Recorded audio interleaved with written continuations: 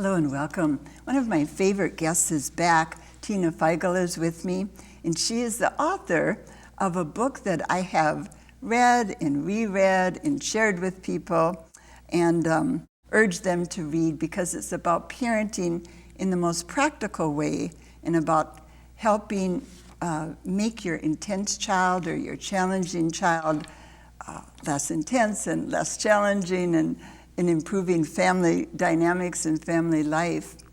Tina is the founder of an organization or a Center for the Challenging Child, and she's now working for an organization, and I'll let you give the name, Tina. ANU Family Services, ANU Family Services. Kind of an unusual name. It is. And it's in St. Paul, too? Yes. She's what you maybe would summarize your work as a parent coach. Yes. Termed a parent coach. And she's also someone who is lecturing around the country. She's doing Skyping with parents from around the country and probably internationally. Yes, I have. The name of her book, and we'll give you a peek at it later too, in terms of what it looks like, but it's called The Pocket Coach for Parents, Your 2-Week Guide to a Dramatically Improved Life with Your Intense Child. Well, first of all, tell us what a parent coach does. I think we can envision it, but how do you explain it? Well, as you mentioned, either on Skype, over the phone, or in person here in the Twin Cities, I coach parents without really having to get the children involved, which I love this model because I can be behind the scenes with the parents, helping them learn new techniques and then going in and creating the solutions, and the children don't even have to even know that the parents are receiving the coaching, which I just absolutely love that because we don't have to identify the kid as you're the problem and we have to bring in some professionals and help it get better, because oftentimes that's how they take it in their hearts, you know. That there's something wrong with me. Yes. Mm-hmm. Yes. Do some of the parents, though, want you to meet their child and say, you're not going to understand Joey until you meet him? I've had that occasionally, but then when I coach them, they stop saying that because they really realize that I can teach them what to do. They go in, they use the new techniques, come back and tell me. We usually have 4 sessions, so they come back and tell me how it's going, and then I help them troubleshoot for the next time, and then that's how it works. We just keep at it until it's better. Sometimes more than 4 sessions. Some families I've coached for a year. Sometimes a year later when the child's older and things are different or the life situation changes, and then they need help again. So that's kind of how it works. And do you need to have both parents involved to make it work ideally well? Yeah, it is ideal for both parents to be involved. Sometimes it doesn't work that way, but it sure still can be very effective with one of the parents. And sometimes the parent who isn't involved will learn from the parent who is involved. Sure. And see the successes that they're having in the home, and then, you know, they start to get on board too. So they may be dubious at first and Yes. then kind of get won over. Huh? Yes. Uh-huh. Yes. When you write about the intense child, I know some intense children, but how would you define an intense child? Well, if the parents define the child as intense, I'll go with that. And it's children for whom regular parenting techniques don't seem to have the effect that they're looking for. So that could be a lot of different kinds of kids, couldn't it? Mm-hmm. Anything. Children with ADHD, children with oppositional defiant disorder, children with autism. Those who are gifted, too, are hard to handle sometimes because they can think so far beyond what the parents are thinking. Children with attachment issues, and children with no diagnosis. You know, they just are challenging kids. Mm-hmm. And so it doesn't have to be anything specific. Just if the parents feel a need for help, then they can have parent coaching. And probably, and maybe this is a generalization, but I'm guessing that probably most parents at some point in their parenting years feel their child or children are challenging. Yeah, which parent it's pretty universal, doesn't right? have that, you know, at some point, you know. Yeah. I have some friends who are parents of children that I think seem like dream children in terms of easy to take care of, but they report differently.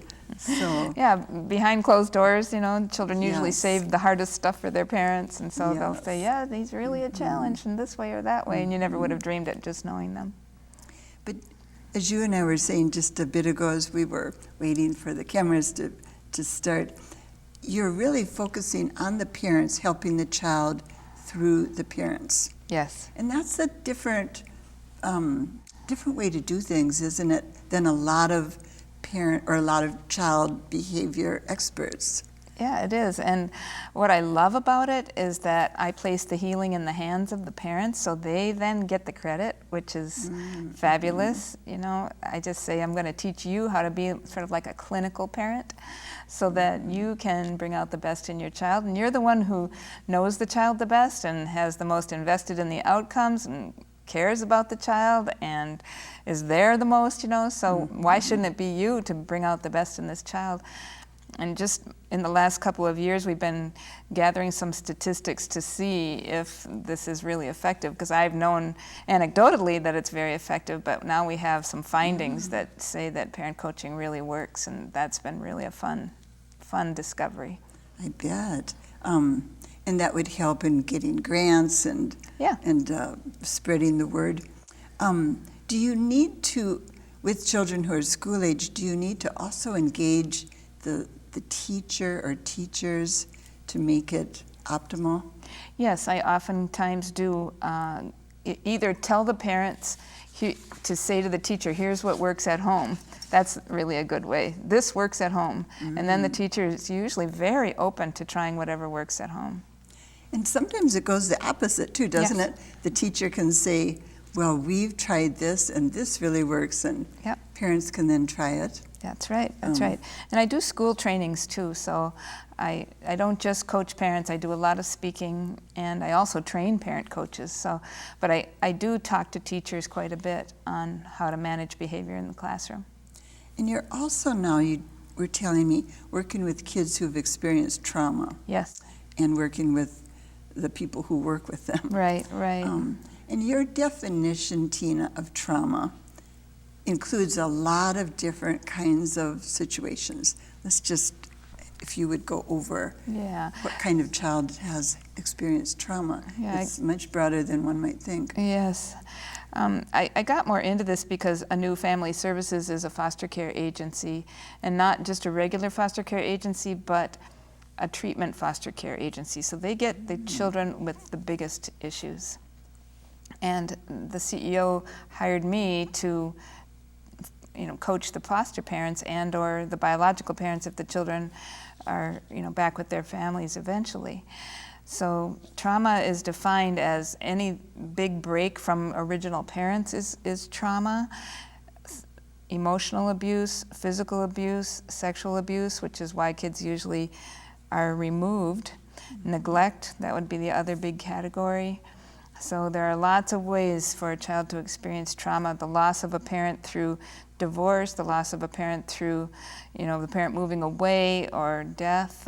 There are just a lot of ways that a child can experience trauma. And we used to think that, children are resilient and they'll get through that. But now we realize that trauma leaves a mark on that child, and there are things we can do to make it better. That's a major shift, isn't it? Because when you say that, I think, yes, that is the word resilient. Children are resilient. That's been kind of the sentence that's been used for the last 20 years, probably. But when did this shift, and are other psychologists and social workers, et cetera, coming on board with they're not quite as resilient as we thought? Right, right. In fact, so much of the emotional and mental health issues that we see have to do with childhood trauma. And in the 90s, a study of adverse childhood experiences was done through Kaiser Permanente and the Centers for Disease Control. And they just asked 10 questions, have you ever had this happen in your life? And then they matched that up with physical illnesses later in life and found a strong correlation with physical illnesses, and then of course the mental health piece, strong correlation with adverse childhood experiences as well. And as a result of your work in this area, one of the things I read is that you're then saying, don't blame the child for the behaviors that we might have said, were the child's fault, the child's problem. Right. Expand on that a little, because that's really important. Yeah. Now we know, because we have functional MRIs that can look at the brain of the child, we can see trauma on a child's brain. And showing up as hot spots? Or not hot spots, like the or- place that connects with another person. Right. If the child has been through neglect, their body and brain does not learn to connect with someone, because they were born to these parents upon whom they were very dependent, and the parents didn't end up doing their job, so the brain sort of shuts down and says, don't go there again, don't rely on another person. So withdraw a bit from people. Yeah, they withdraw from people, and the brain says, count on yourself, you're on your own, kid, kind of thing. And so these kids appear to not care what people think about them, or they just don't listen to the adults in their lives, because they have not had that early experience of counting and trusting that adult. So it's really interesting to see that it's now considered a brain injury. Wow, that is very new to me and very interesting. Yeah, so then, as you asked about earlier, we don't blame the child if he or she has a brain injury. Right. If they fall off a bike and don't have their helmet and they get a brain injury, we just rehabilitate them. Right. But now we're coming into the realm of understanding that trauma is a brain injury. So what would some of the behaviors be that would say this child is suffering from trauma, from a brain injury? What kinds of acting out, what kinds of withdrawing? I mean, what are some of the, we might say, symptoms? Yeah. Some of the symptoms would be extreme defiance, opposition, withdrawal, as you said, sometimes, sexual acting out if they've been sexually abused, not being able to really relate to other people very well, not counting on people, as I said before. And when you're a child, you have to count on people, because you're not an adult, and you need somebody to take care of the food and the shelter and the clothing and the education and the material, everything. So it's very difficult, because these children will resist being loved. That's what it seems like. And they'll say things like, you don't love me, you've never loved me, you don't love me as much as you love the other kids in this house. And so that can be very hard on the parents who have really dedicated themselves to trying to love this child, to have the child just say, this is not happening, you're not loving me. And the child is making it harder to give great attention, probably, because he's frustrating, or she is frustrating the parents. Yes. Yes, and so that ends up being a very contentious relationship, and what the child really needs is love, but what they get back is the human thing, which is, you can't talk to me like that, that's so disrespectful. Go to your room. Go to your room, I've had it with you, And in the case of foster care, the kids get kicked out. And So then they go it's to another really, foster home. Really serious. Yeah. This whole section, as we're discussing now on trauma, isn't in her current book, but it's going to be in a revised version. Right. When is that coming out? I can't give you an absolute date, but in the next year probably. Okay. So if you pick up the book now, you won't see this part, but the rest of it's wonderful too.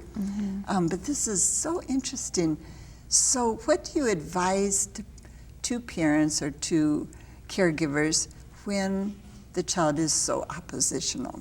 What are some of the techniques? Well, they're oppositional. They are actually seeking love, which seems like the opposite. They're saying, you can't tell me what to do. I'm only doing my own thing. I'm not going to do what you're saying. They're actually seeking love. And if we think about it this way, that a child has a heartstring between himself and the parent, or herself and the parent.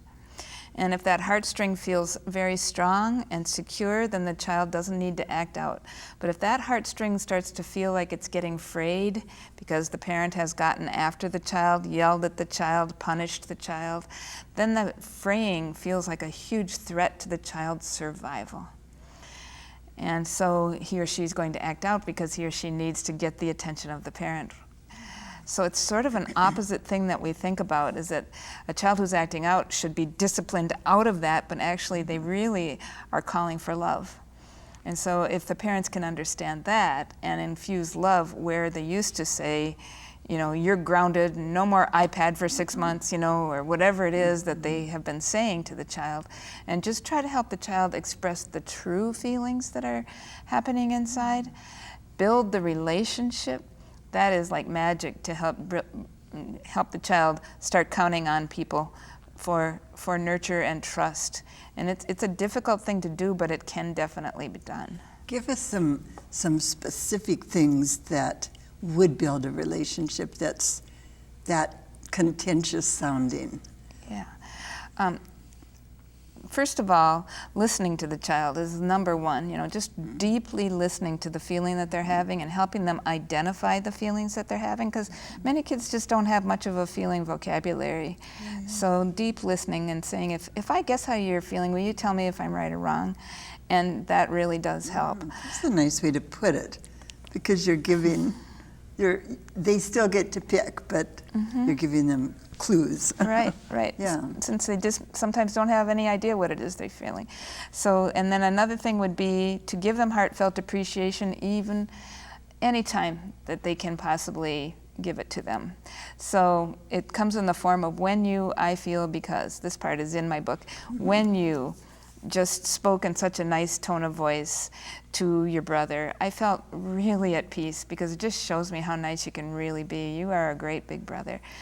To help that child start to develop a sense of him or herself that's positive, because most of these times when kids have had trauma, they see themselves as really bad, they blame themselves, they've had a lot of upset behavior, and they've gotten a lot of negative response from the world, and so they don't feel good about who they are at all. So to turn that around and to build the relationship between the trusted adult and the child, the when you, I feel because, referred to as heartfelt appreciation, is a very powerful tool.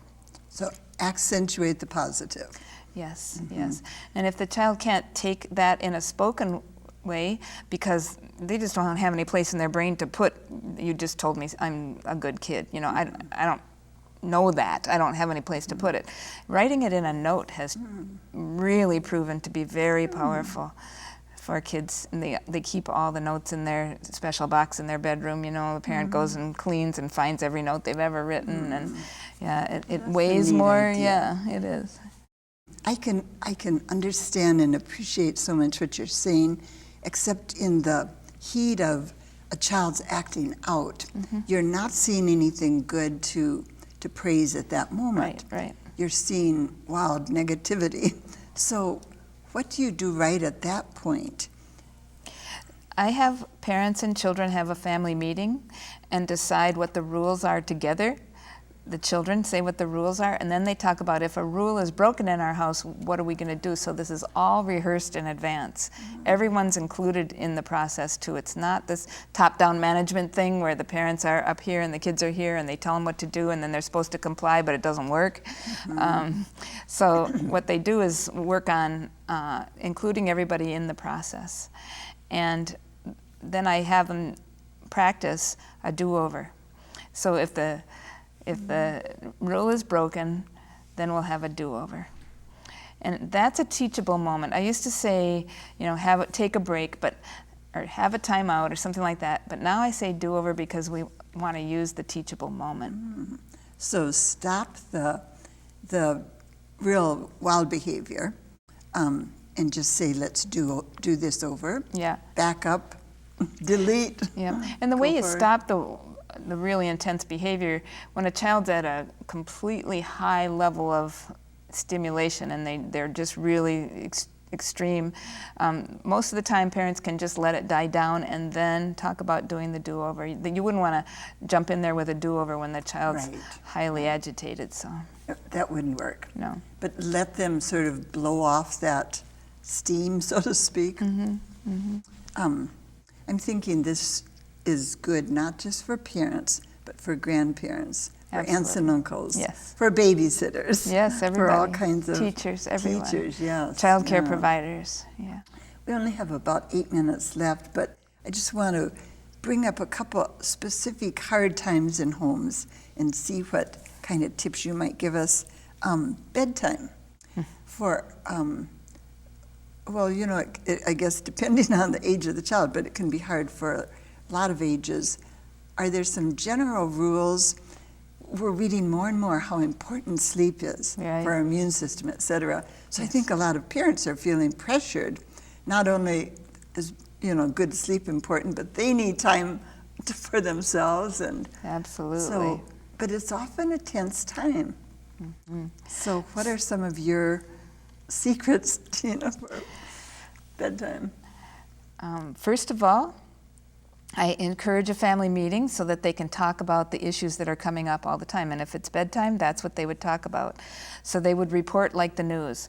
At bedtime, I say time for bed, and then there's some jumping on the bed. And then I say time for bed again, and I'm getting kind of crabby, and then there's some running downstairs. And then I say time for bed again, and there's some playing with the dog. You know, so, and then my voice is getting more irritated. I'm crabby, I'm yelling at you, and then you're yelling back at me, and by the time we actually get to bed, it's, you know, everybody's upset. There are tears, you know, we're mad. So let's just think about this. We go to bed every single night. How about if we do it without the fight? Would you like that, kids, if I didn't nag you at bedtime? And the kids would go, yes. Okay, great. What should the rules be? How should we do this? And then the children say what the rules should be.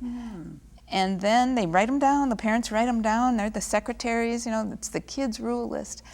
And then they rehearse bedtime when it's not bedtime. So on Saturday afternoon, they just say, okay, it's bedtime, and everybody gets their jammies on, goes to the bathroom, brushes their teeth, comes in, grabs a book, you know, says their prayers, turn off the light, you know, say goodnight.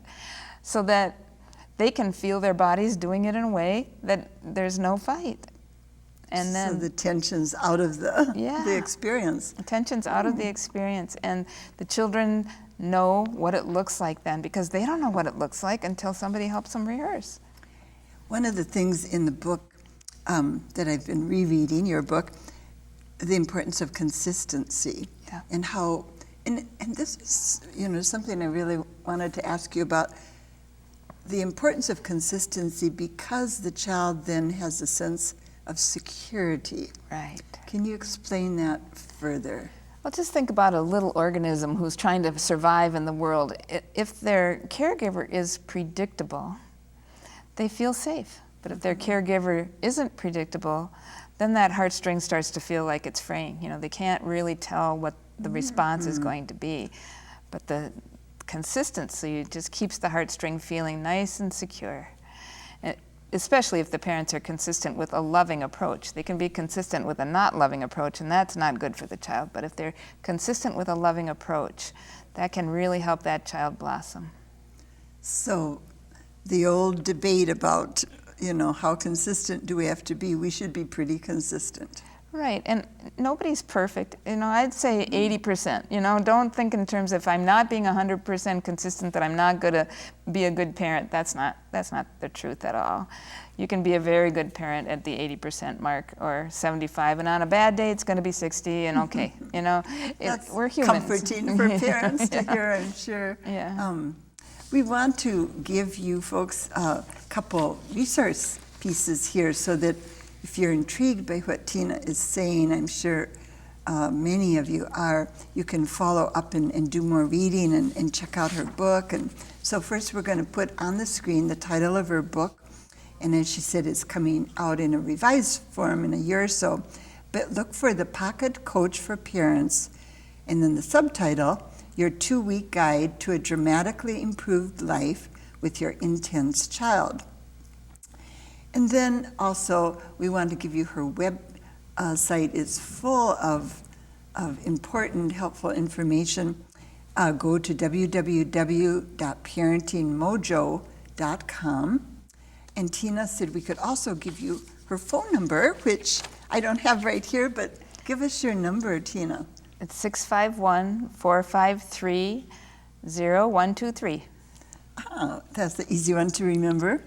And Mojo, I think we all kind of think we know what mojo means, but define it as in the dictionary. Well, when you have your mojo on, you're in the groove, you know, you're feeling good about how things are going. So that's how I chose that name. That's a great name, catchy, and it speaks to the importance of the parent feeling in control and the child then reverberating, you know, Right, good exactly. stuff from that. Yeah. Even having fun, more than being in control. Even having fun, yeah, we hope, right? Yeah, right, yeah.